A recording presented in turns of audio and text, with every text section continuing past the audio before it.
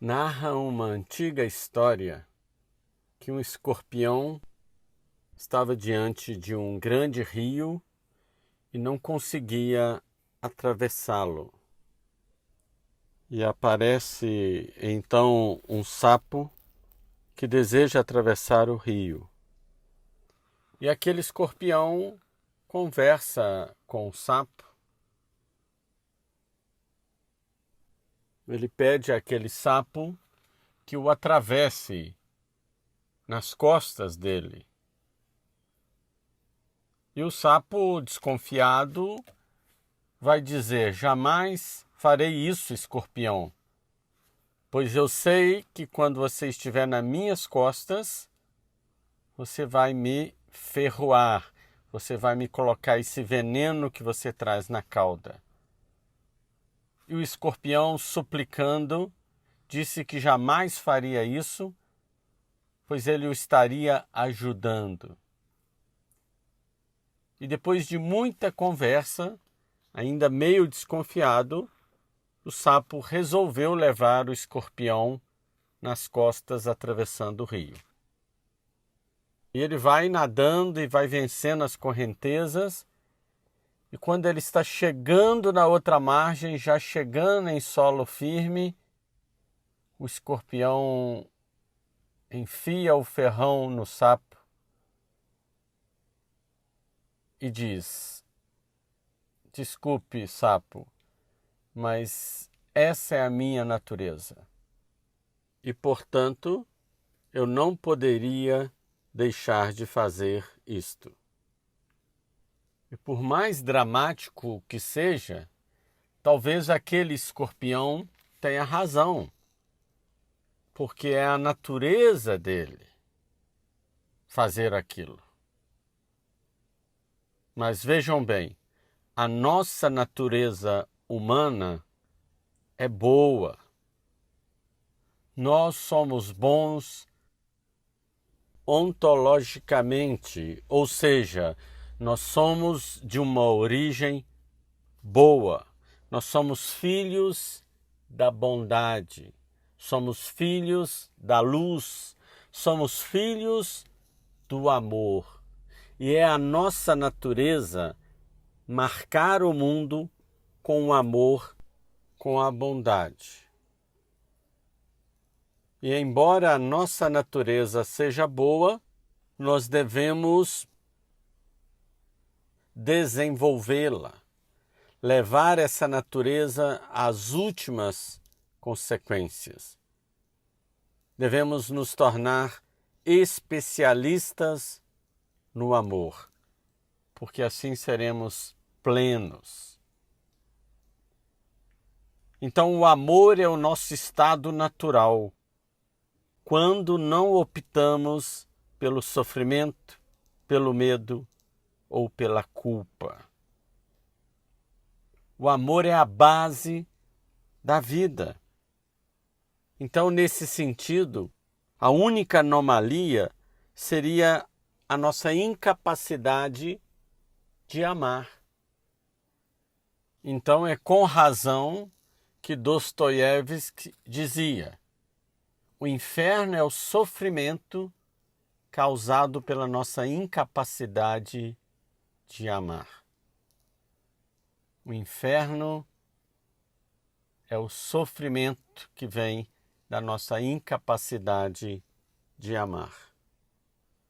Eu sou o professor Camilo de Leles e vamos falar sobre a virtude da autoestima, ou seja, aquela capacidade consciente, permanente, de ir em direção ao bem, que neste nosso caso é o outro. Então, como desenvolvermos cada vez mais essa capacidade de amar o outro, que seria a autoestima, que é uma palavra que eu uso, que não tem no dicionário, mas que vamos entendê-la a fundo. Então, é preciso aqui, logo de início, nós começarmos a mudar os conceitos sobre o que ouvimos todo dia, sobre o que vemos, porque tudo isso que nós ouvimos e vemos muitas vezes está longe do amor verdadeiro. Porque o amor verdadeiro, ele não exclui nada da pessoa, mas inclui tudo. E aqui já começa um grande desafio. Se o amor inclui tudo, ele deve incluir o que aparece de mais inferior até o mais espiritualmente elevado no outro. Então, o amor verdadeiro não é o que muitos pensam. Um amor espiritual, angélico, abstrato. Ao contrário, é um amor muito humano que acolhe a totalidade da pessoa. E esse princípio se baseia no amor que nós somos, porque nós somos amor. E a pessoa que ama com amor maduro, ama a pessoa integral, sem excluir o que possa parecer inferior, material ou pouco trabalhado. Então ela não ama o erro, ela não ama aquilo que é inferior na pessoa, mas ela ama aquela pessoa que tem elementos inferiores. Ela ama a pessoa como ela está. Até o ódio é dotado de amor.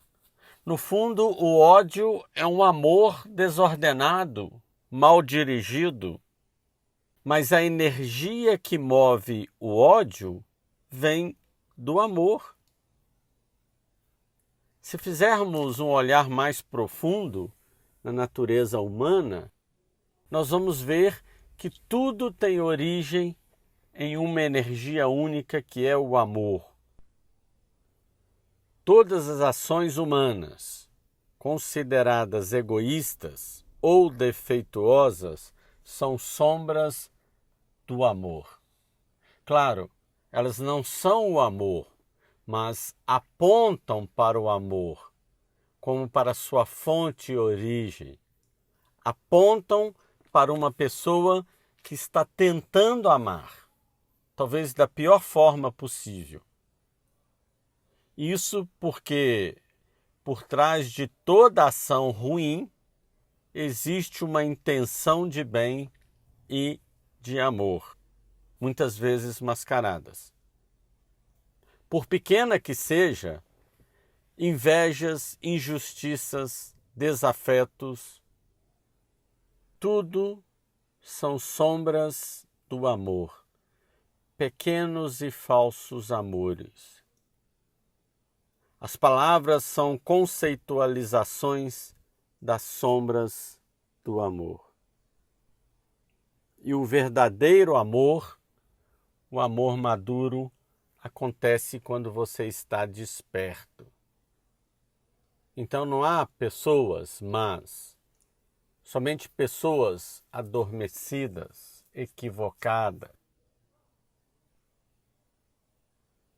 Quando nós falamos que o ser humano tem na sua origem o amor, e mais do que isso, é que ele é amor, que é a sua natureza, então tudo que o ser humano faz, ele quer amar.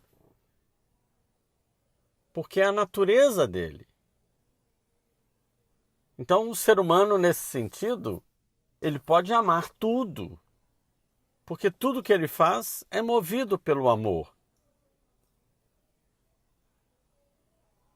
Então, amar as coisas, amar a vida, amar um projeto, amá-las é bom. A paixão pelo mundo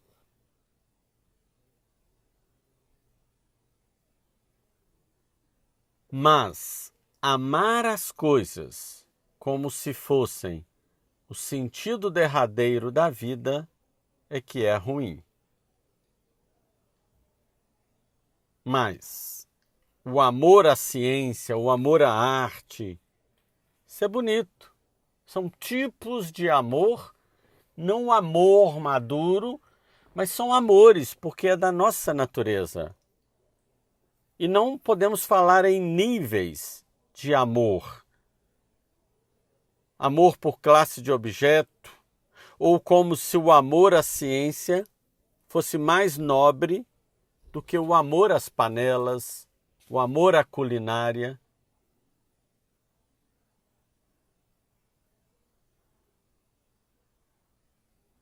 Todas essas questões são movimentos do amor. Claro, muitas vezes no mundo de hoje nós comercializamos muitas coisas e há certamente exageros. Mas o importante é não negarmos a nossa natureza. O importante é expressar-se pelo amor. Expressar amor por todos os poros. Toda a nossa ação deve ser marcada pelo amor. E as 3 direções do amor, que são por excelência a expressão máxima do amar, são direções em que a nossa capacidade de amor ganha uma expressão máxima e nos realizam. Poderíamos dizer que nessas 3 direções o amor chega a 24 quilates, para fazer uma analogia com a pureza do ouro. Porque essas direções são onde melhor nós podemos exercer a nossa vocação de amar. E as 3 direções são justamente o amor a mim mesmo, o amor ao outro e o amor ao grande outro que é Deus. Autoestima, alterestima e teoestima. São as 3 direções do amor. E queremos falar aqui sobre a alterestima. Quando o nosso amor, essa força maravilhosa, ela é canalizada não na minha direção, que é importante, a autoestima, e nem na direção do sagrado, do mistério que é Deus, mas é quando eu canalizo essa minha força criadora para o outro, para a alteridade. Então a alterestima, essa palavra que não existe no dicionário, que eu a uso já há algum tempo, para dizer que é o amor ao outro. Alter vem de alteridade, é o outro, é o não eu. Claro, nós vimos, quando falávamos da virtude, da autoestima, que essa capacidade de amar a mim mesmo é a base para amar o outro, porque tudo começa em mim. Mas pressupondo já essa consciência do amor a mim mesmo, eu saio em direção ao outro. E só existe amor verdadeiro quando você sai de você em direção ao outro. Todas as vezes que você sai de você, você, entre aspas, abandona você, deixa você por um momento para concentrar sua energia amorosa no outro. Então, de certa forma, amar dói. Porque o amor ele tem uma perda. Depois nós vamos ver que essa perda ela é recompensada. Mas há uma perda, há uma dedicação.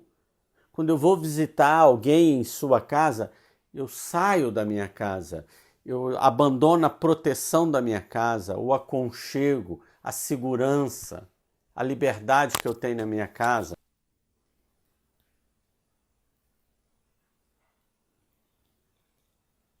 A pessoa que não tem autoestima, ela não consegue sair dela mesma.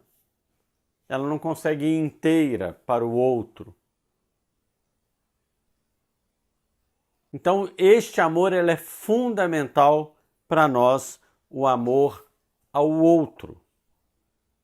Mas eu já queria colocar para vocês uma questão fundamental para nós, porque todo amor tem que ser recíproco e também o amor em direção ao outro. Porque o amor deve imitar o coração no seu movimento de sístole e diástole. Esse movimento que vai alternando. Então o amor, ele tem essa dimensão. Então todo amor, ele deve ser cisdiastolicamente. Por isso o coração é símbolo do amor.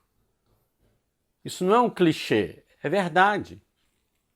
Ou seja, para dar a vida, o coração tem que ser mutual, tem que ser reciprocal. Ele deve saber dar e receber. Mão dupla é a respiração do amor. Esse movimento de sístole e diástole é como a inspiração e a expiração. O amor pede esse movimento duplo. Quem fica numa apneia morre.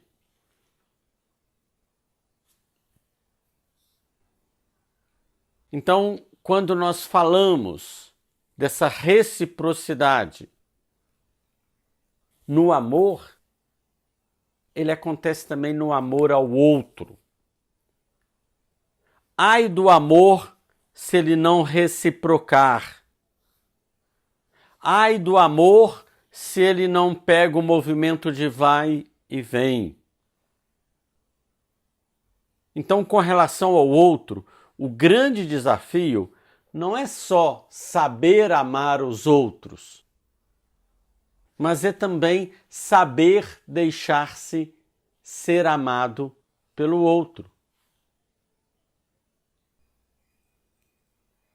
E talvez é mais difícil se deixar ser amado do que amar o outro.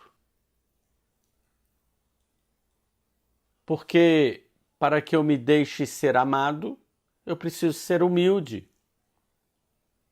Eu preciso depender. É duro receber. Será que eu mereço? Será que eu acredito no amor do outro?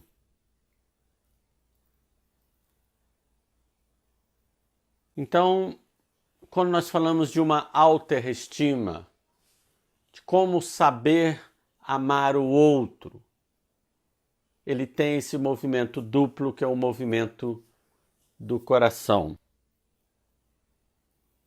Amar e se deixar ser amado pelo outro. Eu não posso ficar só amando o outro. Isso pode gerar até um orgulho. Mas eu tenho que também saber receber o amor do outro.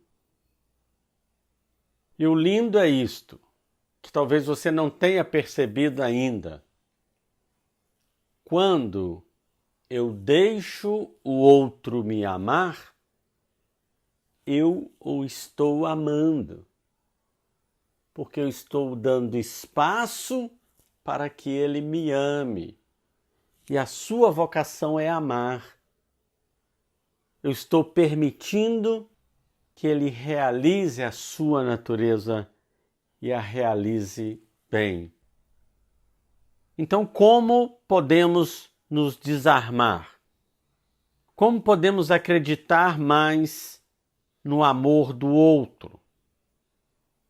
E mais ainda, como podemos favorecer o amor do outro por nós? E ainda mais, como podemos facilitar e até mesmo provocar o amor do outro por nós? Essa é uma dimensão fundamental do amor. E eu estou dando mais ênfase nesse se deixar ser amado pelo outro, porque ninguém fala disso. Só se fala, ame o outro, faça isso pelo outro. Mas há uma dimensão. Quando eu acolho bem, eu estou favorecendo o outro de alguma forma de ser ajudado. Eu favoreço com que ele expresse a sua natureza. Isso não é egoísmo. Isso é um amor maduro. Então, colocada essa questão da autoestima, eu estimo o outro na medida que eu deixo ele me estimar. Então, por exemplo, saber receber um presente, desembrulhar um presente, vibrar, e não só com o presente, com a presença. Isso é fundamental. Como abrir espaço na minha vida para que o outro adentre as minhas realidades, não só espaciais, mas também pessoais. Não só adestra para fora no meu ambiente, mas também adintra para dentro na minha interioridade. Esse é o grande desafio do amar o outro, da autoestima. E é claro, esse amor tem um movimento também que parte de mim em direção ao outro. É um amor que acolhe e é um amor também que é fonte, que abastece o outro, que favorece o outro. E aqui temos vários desafios, porque são várias naturezas de um amor que vai em direção ao outro, que passa também por essa reciprocidade. Então você tem um amor a dois e poucos casais chegam ao amor maduro, muitas vezes por uma má educação. E às vezes é um amor que gera confusão, porque ama o outro como se eles fossem um só. Isso é ruim. Um casal não é uma terceira pessoa híbrida, não é um Frankenstein. Permanece a individualidade, a singularidade de cada um. Não podemos anular um ao outro e nem se deixar anular. Então é preciso manter às vezes uma distância, até mesmo para dar saudade. Tem gente que só sabe viver mandando ou sendo mandada. Mas você tem que aceitar a pessoa toda, é o pacote. E claro, acontece desilusões com o outro, porque às vezes eu fico expectando muito.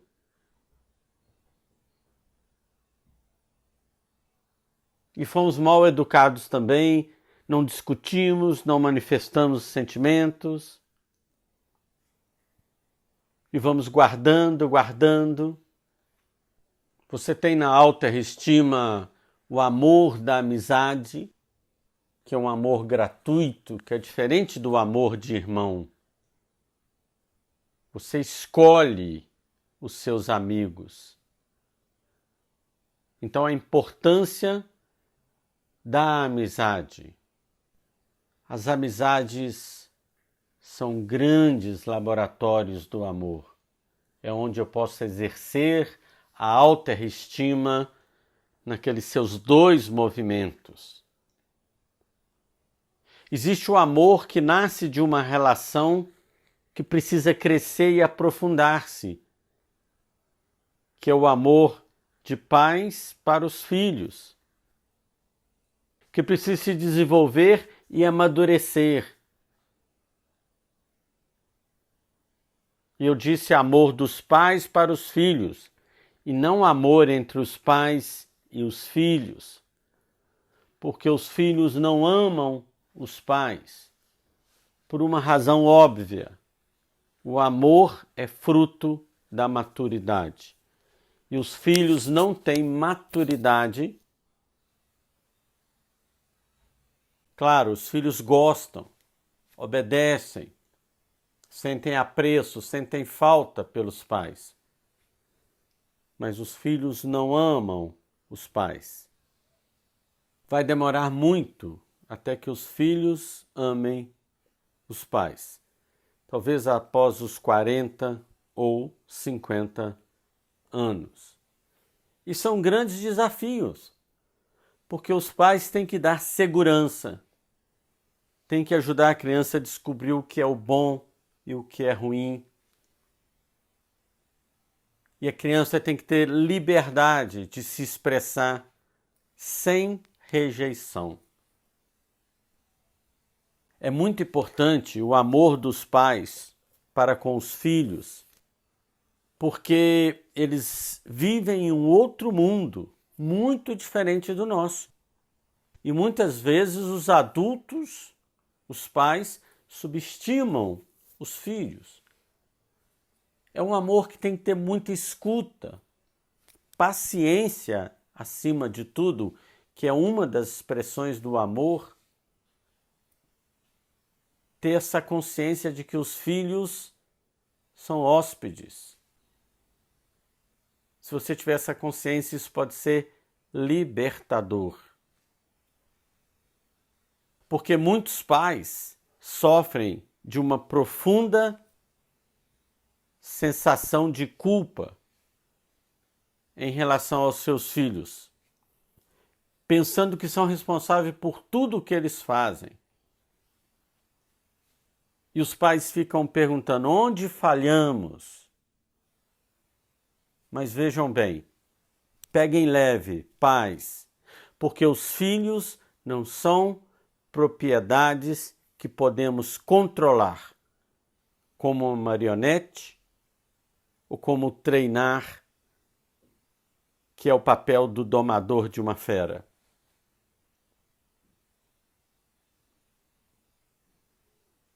Nós cuidamos dos filhos, mas não manipulamos os filhos.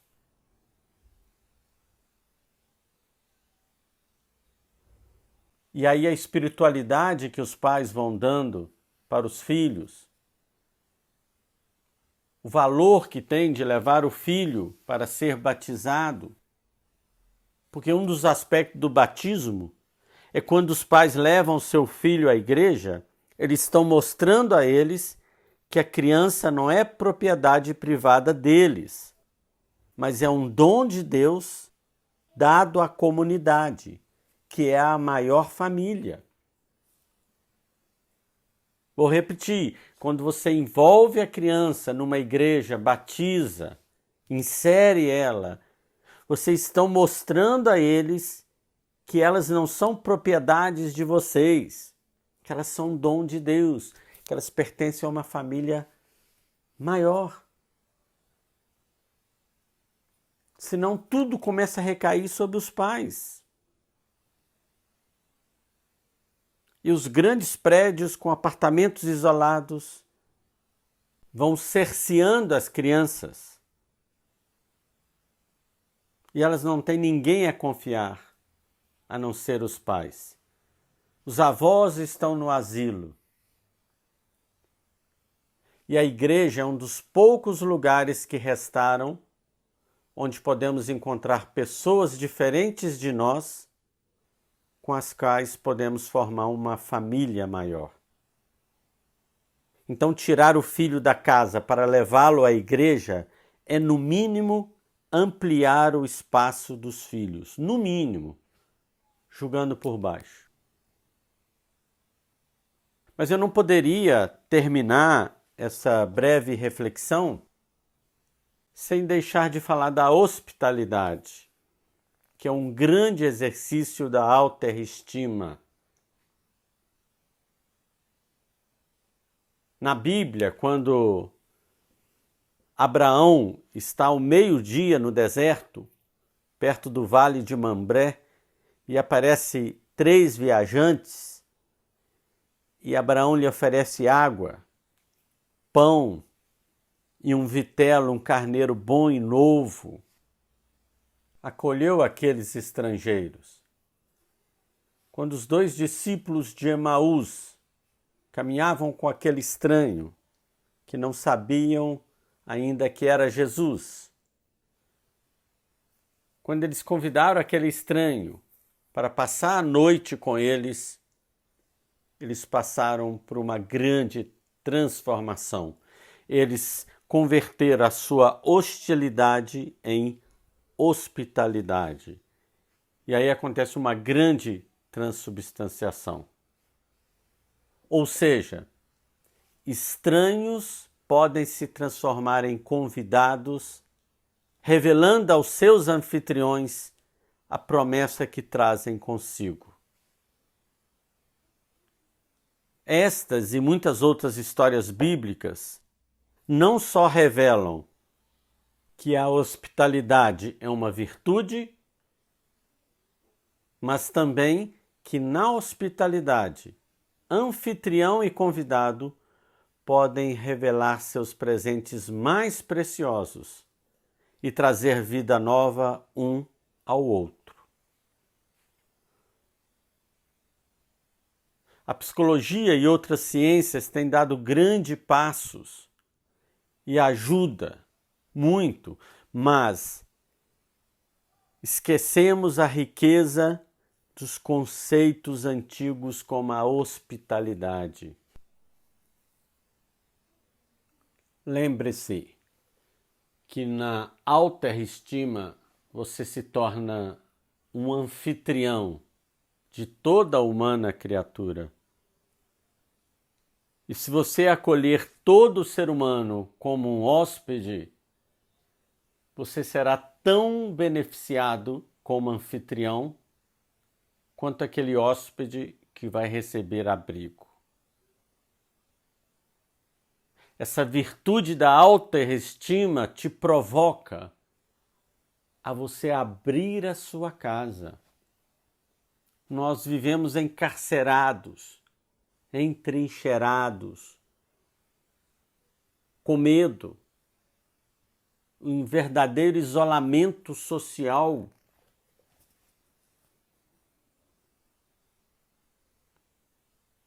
E a hospitalidade, o abrir a casa, o acolher alguém, não só da família.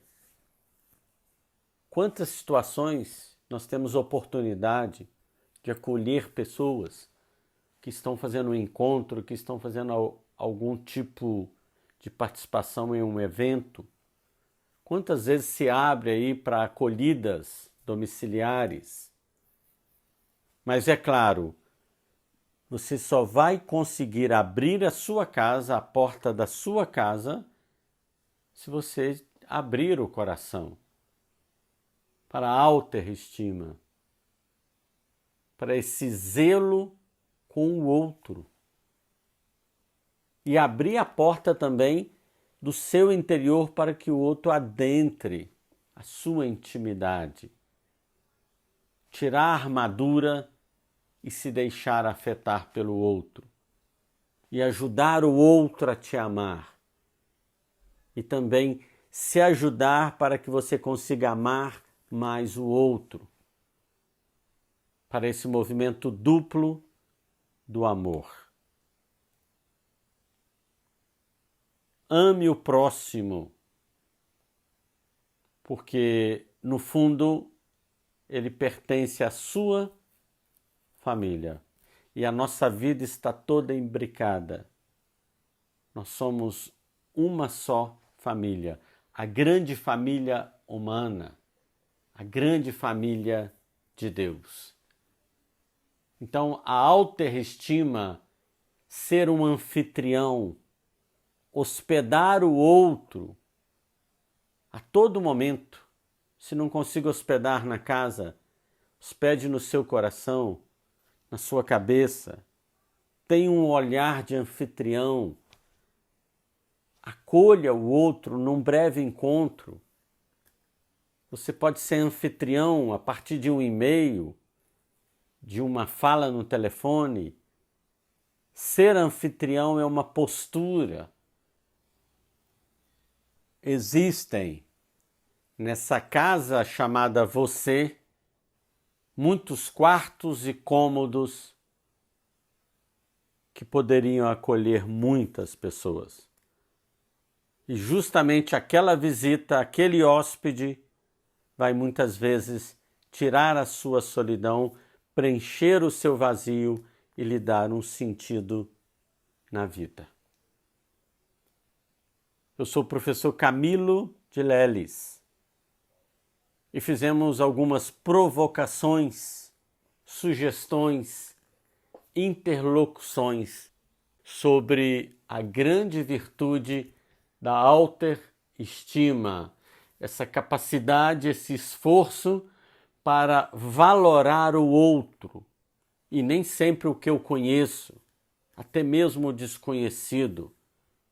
Como reconhecer cada pessoa como ouro, como um outro eu, como acolher o outro como se estivesse acolhendo o próprio Deus, como acolher o outro como se estivesse acolhendo você mesmo, porque de forma muito rápida você pode estar no lugar do outro e estar precisando de uma hospitalidade.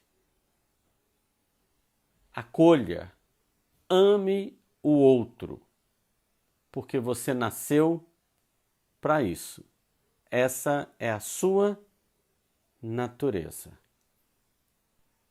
Você entende agora porque Madre Teresa de Calcutá disse: as pessoas boas merecem nosso amor. As pessoas ruins precisam dele. Coragem.